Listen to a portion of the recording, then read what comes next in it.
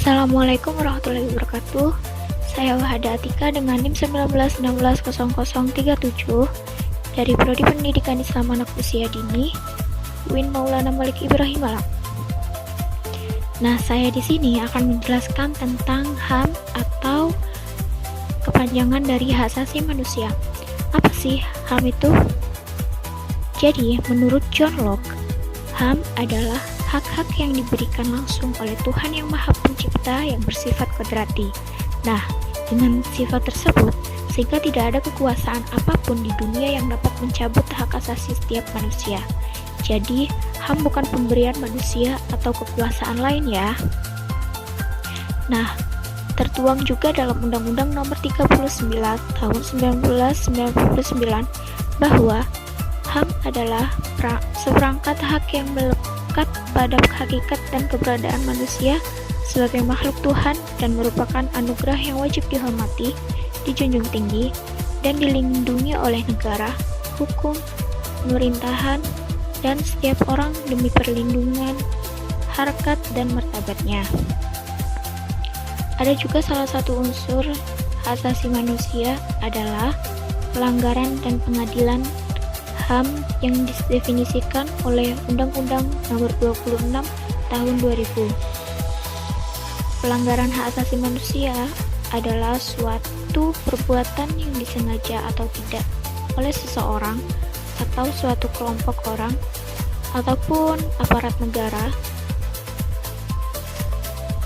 dan suatu kelalaian yang secara hukum mengurangi, menghalangi, membatasi, dan mencabut hak asasi manusia seseorang atau kelompok orang yang dijamin undang-undang yang tidak mendapatkan hukum yang adil dan benar berdasarkan mekanisme hukum yang berlaku. Nah, untuk pelanggaran hak asasi manusia juga dikelompokkan pada dua bentuk. Yang pertama, pelanggaran HAM berat yang terdiri dari kejahatan genosida dan kejahatan kemanusiaan. Dan yang kedua, pelanggaran HAM ringan. Apa sih kejahatan genosida itu? Kejahatan genosida adalah perbuatan yang dilakukan dengan maksud untuk menghancurkan seluruh atau sebagian kelompok bangsa, ras, kelompok etnis, dan agama. Adapun cara yang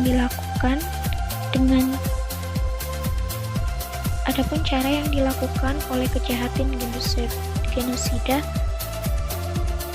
adalah dengan cara membunuh anggota kelompok, mengakibatkan penderitaan fisik atau mental yang berat terhadap anggota-anggota kelompok, menciptakan kondisi kehidupan kelompok yang akan mengakibatkan kemusnahan secara fisik baik seluruh atau sebagiannya, memaksakan tindakan-tindakan yang bertujuan mencegah kelahiran di dalam kelompok, memindahkan secara paksa anak-anak dari kelompok tertentu ke kelompok lain. Dan apa sih pengertian kejahatan manusia? Kejahatan manusia merupakan suatu perbuatan yang dilakukan dengan serangan yang meluas dan sistematis. Nah, serangan yang dimaksud ditujukan secara langsung terhadap penduduk sipil yang berupa pembunuhan, pemusnahan, perbudakan, pengusiran atau pemindahan penduduk secara paksa, perampasan kemerdekaan atau perampasan kebebasan fisik lain secara sewenang-wenang yang melanggar, penyiksaan, pemerkosaan, perbuatan seksual, pelacuran secara paksa, pemaksaan kehamilan, pemandulan atau sterilisasi secara paksa atau bentuk-bentuk kekerasan seksual lainnya yang setara. Ada juga penganiayaan terhadap suatu kelompok tertentu atau perkumpulan yang didasari persamaan paham politik ras, kebangsaan, etnis, budaya, agama, jenis kelamin, dan lainnya.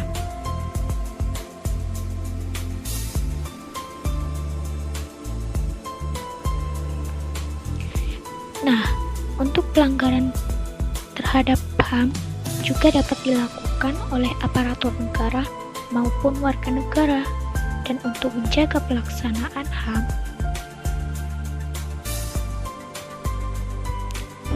penindakan terhadap pelanggaran HAM dilakukan melalui proses peradilan hak asasi manusia melalui tahap-tahap penyelidikan, penyidikan, dan penuntutan.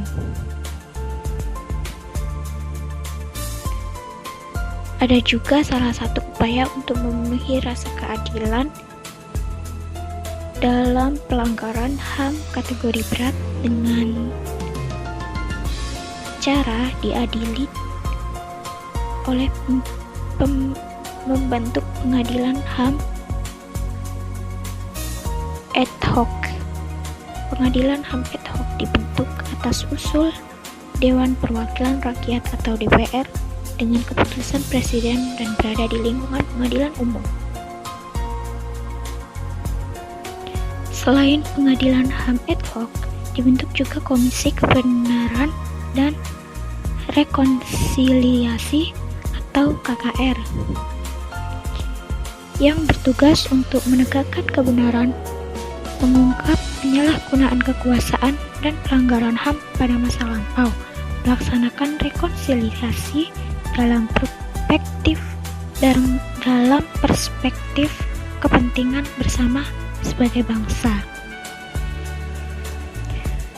Dan pengadilan HAM juga berkedudukan di daerah tingkat 1 yaitu provinsi dan daerah tingkat 2 yaitu kabupaten atau kota yang meliputi daerah hukum pengadilan umum yang bersangkutan.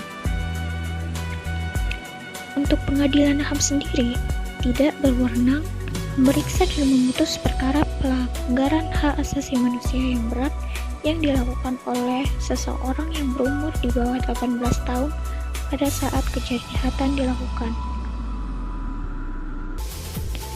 Jadi, pengadilan HAM menempuh proses pengadilan melalui hukum acara pengadilan HAM sebagaimana terdapat dalam Undang-Undang Pengadilan HAM. Upaya mengungkapkan pelanggaran HAM juga dapat melibatkan peran serta masyarakat umum. Dan kepedulian warga negara terhadap pelanggaran HAM juga dapat dilakukan melalui upaya-upaya pengembangan komunitas HAM atau penyelenggara tribunal tentang pelanggaran HAM. Sekian, terima kasih penjelasan dari saya tentang hak asasi manusia. Kurang lebihnya mohon maaf apabila ada kata yang salah. Wassalamualaikum warahmatullahi wabarakatuh.